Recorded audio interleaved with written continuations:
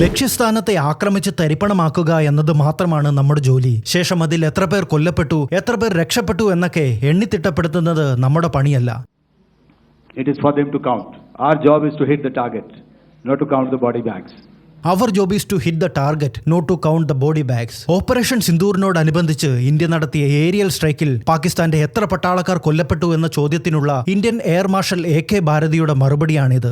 എന്നാൽ തങ്ങൾക്കുണ്ടായ നാശനഷ്ടത്തെ പാകിസ്ഥാൻ ഇത്രയും നാൾ വളരെ വിദഗ്ധമായി മറച്ചുവെക്കുകയായിരുന്നു. ഓപ്പറേഷൻ സിന്ദൂറിന്റെ തുടക്കത്തിൽ ഇന്ത്യൻ മിസൈലുകൾ പാകിസ്ഥാൻ മണ്ണിൽ പെയ്തിറങ്ങുന്നതിന്റെ ദൃശ്യങ്ങൾ പലതും മീഡിയാസിൽ ഇത്തരത്തിൽ കാണുവാൻ സാധിച്ചിരുന്നുവെങ്കിലും പാകിസ്ഥാൻ പിന്നീട് തങ്ങളുടെ മീഡിയാസിനെ വളരെയധികം സെൻസർ ചെയ്ത് നിയന്ത്രിച്ചു വെച്ചിരുന്നു. എന്നാൽ സത്യം അത് എത്ര മറച്ചുവെക്കുവാൻ ശ്രമിച്ചാലും ഒരു ദിവസം മറനീക്കി അത് പുറത്തു വരിക തന്നെ ചെയ്യും. അതുതന്നെയാണ് ഇപ്പോൾ സംഭവിച്ചിരിക്കുന്നത്. ഓപ്പറേഷൻ സിന്ദൂറിനോടനുബന്ധിച്ച് പാകിസ്ഥാന്റെ എത്ര പട്ടാളക്കാർ കൊല്ലപ്പെട്ടു എന്നതിന്റെ ഒരു ലിസ്റ്റ് അബദ്ധവശാൽ ഇവിടെ പുറത്തായിരിക്കുകയാണ്. പാകിസ്ഥാനിലെ വളരെ പ്രസിദ്ധമായ ഒരു വാർത്താ മാധ്യമമാണ് സമ. ഇവരുടെ ന്യൂസ് വെബ്സൈറ്റിൽ നോക്കിയാൽ നിങ്ങൾ ഇവിടെ കാണുന്ന ഈ ഇറർ 404 പേജ് നോട്ട് ഫൗണ്ട്, ഇതിന്റെ സ്ഥാനത്ത് മുൻപൊരു ആർട്ടിക്കിൾ ഉണ്ടായിരുന്നു. അതിനെ ഇപ്പോൾ റിമൂവ് ചെയ്തിരിക്കുകയാണ്. കൊല്ലപ്പെട്ട പാക് പട്ടാളക്കാരുടെ ഡീറ്റെയിൽസ് അടങ്ങുന്ന ഒരു ലിസ്റ്റ് ആയിരുന്നു ഇവിടെ അബദ്ധവശാൽ ഇവർ പ്രസിദ്ധീകരിച്ചത്. നമുക്കറിയാം, നമ്മുടെ ഭാരതത്തിൽ സായുധ സേനയിലെ പട്ടാളക്കാരുടെ ധീരതയെയും ത്യാഗത്തെയും ഒക്കെ ആദരിക്കുന്നതിനായി സ്വാതന്ത്ര്യ ദിനത്തോടനുബന്ധിച്ച് നിരവധി ഗാലൻട്രി അവാർഡുകൾ പ്രഖ്യാപിക്കാറുണ്ട്. അതുപോലെ തന്നെ അയൽരാജ്യമായ പാകിസ്ഥാനും തങ്ങളുടെ സ്വാതന്ത്ര്യ ദിനത്തോടനുബന്ധിച്ച്,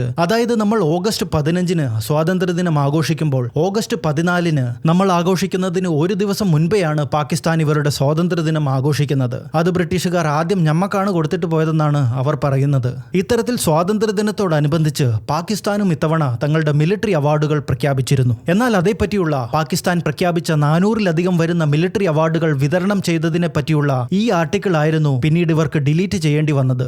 നമുക്ക് കാണാം, ഇവിടെ പാകിസ്ഥാൻ തങ്ങളുടെ 400-ലധികം വരുന്ന മിലിറ്ററി അവാർഡുകൾ ഇത്തവണ പ്രഖ്യാപിച്ചിരിക്കുകയാണ്. ഇതിൽ സിതാര-ഇ ജുറാത്ത്, തങ്കായ-ഇ ജുറാത്ത്, സിതാര-ഇ ഹലാലത്ത് എന്തൊക്കെയാണോ, ഇതൊക്കെ എന്ത് കുന്ത്രാണ്ടമെന്ന് നിങ്ങൾ ചിന്തിക്കുന്നുണ്ടെങ്കിൽ ഞാൻ പറയാം. നിങ്ങൾ ഈ കാണുന്നതാണ് പാകിസ്ഥാന്റെ മിലിറ്ററി അവാർഡുകളുടെ ഹയറാർക്കി. നമ്മളുടെ പരംവീർ ചക്ര, കീർത്തി ചക്ര, അശോക ചക്രയൊക്കെ പോലെ ഇവിടെ പാകിസ്ഥാന്റെ നമുക്ക് കാണാം ഏറ്റവും ടോപ്പ് മോസ്റ്റ് മിലിറ്ററി അവാർഡാണ് നിഷാൻ-ഇ ഹൈദർ. പാകിസ്ഥാൻ ആർമി ചീഫിന് ഇത്തവണ ലഭിച്ചിരിക്കുന്നത് ഇവരുടെ സെക്കൻഡ് മോസ്റ്റ് അവാർഡായ ഹിലാലെ ജുറാറത്ത് ആണ്. ജറൂറത്ത് പഡ്നെ പർ ഹിലാലെ എന്നല്ല അർത്ഥം, ക്രസന്റ് ഓഫ് കറേജ് എന്നാണ് ഇതുകൊണ്ട് ഇവർ അർത്ഥമാക്കുന്നത്. ഇതിൽ നിങ്ങൾ കാണുന്ന 4ാമത്തെ ഹയസ്റ്റ് മെഡലായ ഇംതിയാസ് സനാദ് നൽകിയിരിക്കുന്ന 146ഓളം പേർ വരുന്ന ഈ പട്ടികയിലേക്ക് ഒന്ന് കണ്ണോടിക്കുക. സാധാരണയിൽ കവിഞ്ഞ് നിരവധി പേർക്കാണ് ഇത്തവണ ഈ അവാർഡ് നൽകിയിരിക്കുന്നത്. അതിനിപ്പോ എന്താ, രാജ്യത്തിനു വേണ്ടി അവരെന്തെങ്കിലും നല്ല കാര്യം ചെയ്തു കാണുമെന്ന് നിങ്ങൾ ചിന്തിക്കുന്നുണ്ടെങ്കിൽ നിങ്ങൾ ഇതിലേക്ക് അല്പം കൂടി ഒന്ന് സൂം ചെയ്തു നോക്കുക. ഈ പട്ടികയിൽ മുഴുവൻ കണ്ണോടിക്കുകയാണെങ്കിൽ 150-ലധികം വരുന്ന ആളുകളുടെ പേരിനൊപ്പം നമുക്ക് കാണാം ബ്രാക്കറ്റിൽ ഷഹീദ് എന്ന് എഴുതിയിരിക്കുന്നു. അതിനർത്ഥം മലയാളത്തിൽ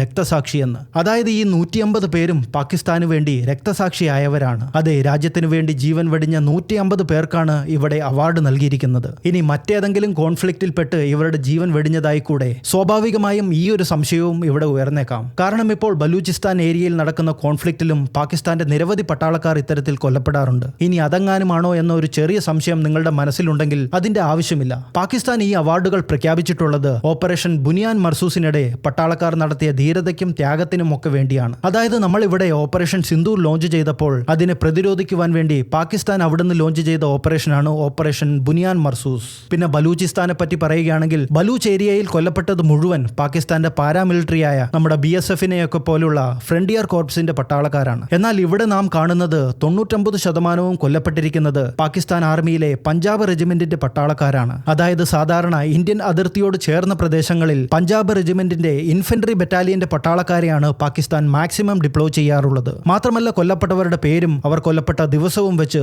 ഓപ്പറേഷൻ സിന്ദൂറിൽ തന്നെയാണ് അത് സംഭവിച്ചിരിക്കുന്നത് എന്ന് പല സോഴ്സുകളും ഇതിനകം തന്നെ സാക്ഷ്യപ്പെടുത്തുകയും ചെയ്തിട്ടുണ്ട്. പാകിസ്ഥാൻ ഇത്രയും നാൾ ഇതിനെ വളരെ വിദഗ്ധമായി മറച്ചുവെച്ചുവെങ്കിലും ആരുടെയോ ഒരു ചെറിയ പിഴവ് കാരണം ഈ ഡേറ്റ ലീക്ക് ആകുകയാണ് ഉണ്ടായത്. മിസ്റ്റേക്ക് മനസ്സിലാക്കിയ ഉടൻ തന്നെ അതിനെ റിമൂവ് ചെയ്തുവെങ്കിലും കാര്യം അതിനകം തന്നെ ലോകം മുഴുവൻ പരസ്യമായി കഴിഞ്ഞിരുന്നു. എന്നാലും പാകിസ്ഥാൻ എന്തിന് സ്വന്തം രാജ്യത്തിന് വേണ്ടി ജീവൻ ത്യാഗം ചെയ്ത സൈനികരുടെ വിവരങ്ങൾ ഇത്തരത്തിൽ ലോകത്തിന് മുമ്പിൽ മറച്ചുവെക്കുന്നു? ഇത് ഇന്ത്യ പാകിസ്ഥാൻ കോൺഫ്ലിക്റ്റിൽ മാത്രമല്ല, ഇപ്പോൾ നടക്കുന്ന എല്ലാ കോൺഫ്ലിക്റ്റുകളിലും കണ്ടുവരുന്ന ഒരു സംഗതിയാണ്. ഇത്തരത്തിൽ രാജ്യങ്ങൾ തങ്ങൾക്കുണ്ടായ നാശനഷ്ടങ്ങളെയും കൊല്ലപ്പെട്ട സൈനികരുടെയും വിവരങ്ങൾ മറച്ചുവെക്കുകയോ അല്ലെങ്കിൽ അതിനെ മാനിപ്പുലേറ്റ് ചെയ്യുകയോ ഒക്കെ ചെയ്യുന്നത് യുദ്ധത്തോടനുബന്ധിച്ചുള്ള സൈ ഓപ്സ് അല്ലെങ്കിൽ സൈക്കോളജിക്കൽ സൈക്കോളജിക്കൽ ഓപ്പറേഷൻസിന്റെ ഒരു ഭാഗമാണ്. ലളിതമായി പറയുകയാണെങ്കിൽ, ഉദാഹരണത്തിന് മൂക്കാമണ്ടയ്ക്ക് നല്ല ഇടി കിട്ടിയിട്ടും എനിക്കൊന്നും സംഭവിച്ചില്ലേ എന്ന് പറയുന്നത് പോലെ താരതമ്യേന വളരെ റിസ്കി ആയ ഒരു പ്രാക്ടീസാണിത്. കാരണം നാളെ ഒരു ദിവസം ഇത്തരത്തിൽ മറച്ചു വെച്ചിരിക്കുന്ന വിവരങ്ങൾ ആരുടെയെങ്കിലും ഒരു ചെറിയ മിസ്റ്റേക്ക് കാരണം ഇപ്പോൾ പാകിസ്ഥാന് സംഭവിച്ചിരിക്കുന്നത് പോലെ നാളെ അത് പുറത്താകുകയാണെങ്കിൽ ലോകരാജ്യങ്ങൾക്കിടയിൽ മുഴുവൻ നാണം കെടുമെന്ന് മാത്രമല്ല,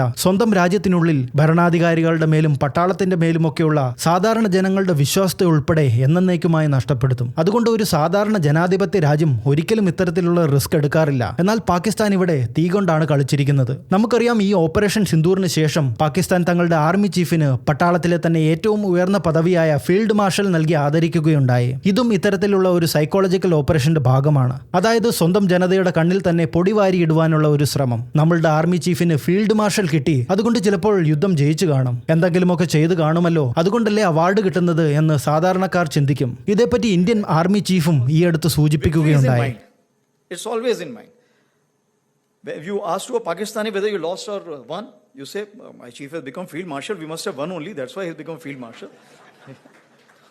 എന്തൊക്കെയായാലും ഇത്തരത്തിൽ ഇപ്പോൾ പുറത്തു വന്നിരിക്കുന്ന ഈ നമ്പറുകൾ എന്നത് വെറും ടിപ്പ് ഓഫ് ദ ഐസ് മാത്രമാണ്. കാരണം നമുക്ക് ലഭിച്ചിരിക്കുന്ന വിവരങ്ങൾ കൊല്ലപ്പെട്ടതിന് ശേഷം അവാർഡ് കിട്ടിയവരുടെ കണക്ക് മാത്രമാണ്. അപ്പോൾ അവാർഡ് കിട്ടാത്തവരോ, ഇത്തരത്തിൽ അവാർഡ് കിട്ടാത്ത എത്രയോ അധികം സൈനികർ വേറെയും കൊല്ലപ്പെട്ടിട്ടുണ്ടാകും. മാത്രമല്ല, പാകിസ്ഥാന്റെ ഇത്രയും സൈനികർ കൊല്ലപ്പെട്ടുവെങ്കിൽ അവരുടെ ടോട്ടൽ കാഷ്വാലിറ്റി എത്രയായിരിക്കും? സാധാരണ ഒരു യുദ്ധത്തിൽ ടോട്ടൽ കാഷ്വാലിറ്റികളുടെ വെറും 10% മാത്രമാണ് കൊല്ലപ്പെടാറുള്ളത്. അതുവെച്ച് കണക്ക് കൂട്ടുകയാണെങ്കിൽ പാകിസ്ഥാന്റെ ബാറ്റിൽ കാഷ്വാലിറ്റികൾ അത് ഈ ലഭിച്ചിരുന്ന ഈ ലീക്കായ ഡേറ്റയുടെ അടിസ്ഥാനത്തിൽ മാത്രം ഏകദേശം 1500ഓളം വരും. ഇത് കൂടാതെയാണ് ഓപ്പറേഷൻ സിന്ദൂറിൽ അവരുടെ എണ്ണമറ്റ തീവ്രവാദികളും കൊല്ലപ്പെട്ടിരിക്കുന്നത്. എനിക്ക് തോന്നുന്നത് കാർഗിൽ വാറിൽ 2.5 മാസം കൊണ്ട് നഷ്ടപ്പെട്ടതിലും അധികം പട്ടാളക്കാർ ഇവിടെ പാകിസ്ഥാന് വെറും 4 ദിവസം കൊണ്ട് ഓപ്പറേഷൻ സിന്ദൂറിൽ നഷ്ടപ്പെട്ടിട്ടുണ്ട് എന്നാണ്. എന്തായാലും അതിന്റെയൊക്കെ വിശദമായ കണക്കുകൾ വരും ദിവസങ്ങളിൽ തീർച്ചയായും അത് പുറത്തു വരുമെന്ന് തന്നെയാണ് ഞാൻ വിശ്വസിക്കുന്നത്. ഇതേപ്പറ്റി നിങ്ങളുടെ അഭിപ്രായം എന്താണ്? അത് തീർച്ചയായും താഴെ രേഖപ്പെടുത്തുക.